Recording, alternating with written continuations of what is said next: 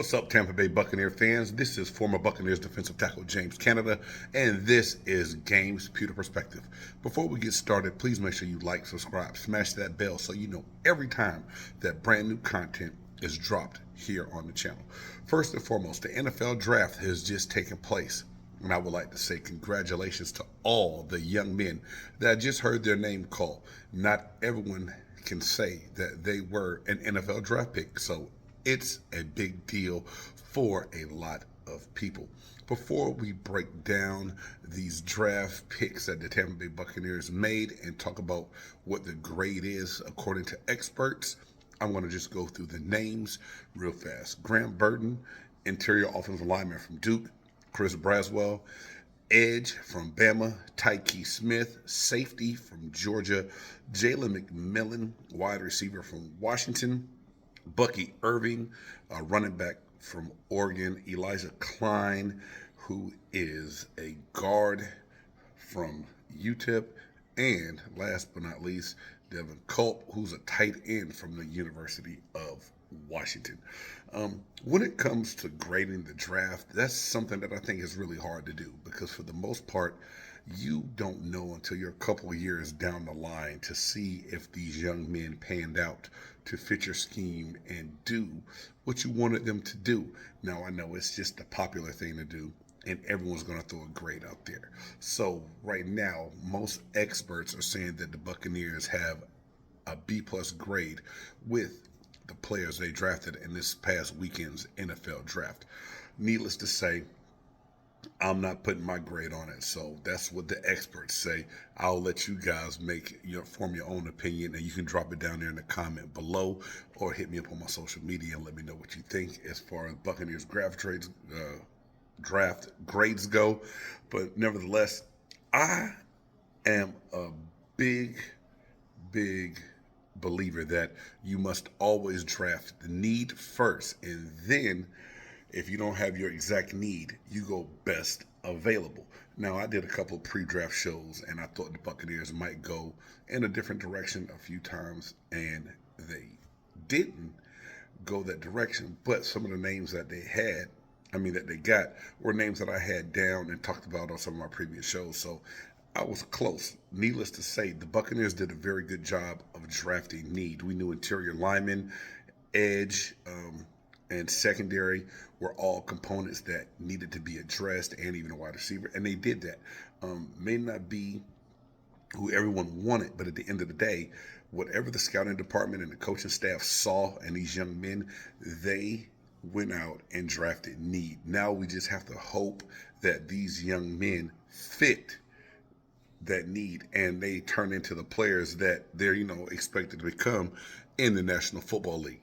But first and foremost, Graham Barton from Duke, man, he is a big physical specimen. Played tackle mostly at Duke, then has moved inside, projected to move to the center position in the NFL. To me, he's a little tall to be a center. I think that he would be a better guard, but at the same time, the Buccaneers are going to put them where they see him fit best. So what most scouts say about Graham Barton is he has really strong, he's a really strong player, strong hands with a very impressive grip to where sometimes when he gets those hands inside and locked on, he can draw a holding call because he does not really let go a lot.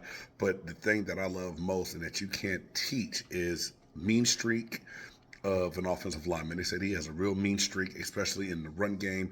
He looks to bury guys when he latches on and loves to finish his blocks. And that is something that's going to be key.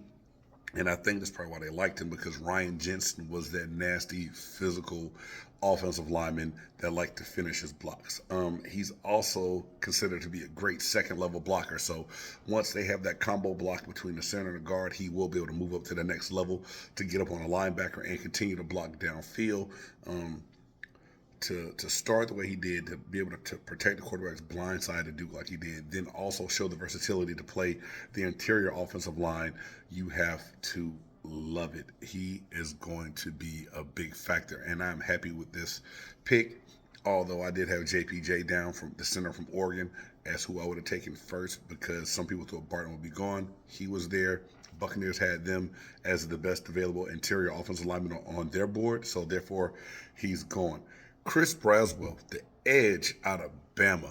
I mean, it seems like Bama just keeps churning these guys out left and right over and over again. Every time you look, there is someone coming out of Bama that can come off the edge. They had a first round pick last year. What was to the Texas Witherspoon. Then you have Dallas Turner this year to the Minnesota Vikings. And for us to get Chris Braswell, to show the level of competition that he had to play behind at Bama until he got his time to shine and start, says a lot about him and what he's going to be capable to do. But he is an explosive athlete with great strength and has great pursuit speed. So coming off that backside on that edge, he can get down the line, make those plays. He has great power to bull rush ability as well, because he has that great burst, great explosion. He will come off the ball, turn that into a bull rush, and knock defenders back, making the running back redirect if he has to, but also being able to set up his pass rush moves. The one thing he's going to have to get better with is becoming a little bit more consistent with the reading run versus pass and getting into that move a little bit faster and becoming quicker with that. But other than that, man, I think this is a good pickup. Edge was key. Losing Shaq Barrett in free agency, still waiting for Joe Tryon-Shoyinka to turn it on a more consistent basis to go along with what Yaya Diaby was able to do as a rookie last year. This is a great addition, so I believe that Buccaneer fans are going to be excited to see what Chris Braswell can do. Next, Tyke Smith, safety out of Georgia, started his career at West Virginia, and he was able to transfer to Georgia, and Kirby Smart and them welcomed him with open arms. He fits this Todd Bowles scheme very well. He is a very physical safety, can play down in the box, is not afraid to come up and make tackles, great on the blitz, kind of how Antoine Winfield Jr. is. Now, that's an all-pro caliber safety Antoine Winfield Jr. is. And to get that kind of comparison and to be able to be found in the third round is a diamond in the rough. Tyke Smith is going to be a good one. Like I said, physical. He can help out and run support. He plays like a linebacker when he is in the box. And he can cover the underneath routes from that safety position as well. Next, in the third round, Jalen McMillan, wide receiver out of Washington. And, guys, Jalen McMillan is good. He's kind of forgotten a little bit because of injuries at Washington. And also, he played behind Rome Meduze and Jalen Polk. He was the number 3 wide receiver in an offense that was explosive. He runs really good routes. He's a natural wide receiver, so routes look like they come natural to him. Really good hands. And you're in the room with Mike Evans and Chris Godwin. Russell Gage is going hurt to go along with Palmer as well. This is a great addition to the wide receiver room.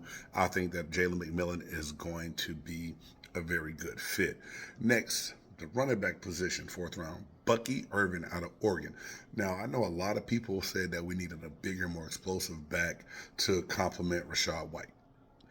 Bucky Irvin does not have the blow-away speed. He can catch very well out the backfield, but he does not run bad between the tackles. So I think it'll be a good change-up between he and Rachaad White, to where Bucky Irvin, he's compact, low to the ground, which gives him very, very good balance. He has reliable hands, and like I said, he will get up there in the middle and punch it between the tackles and get positive yards.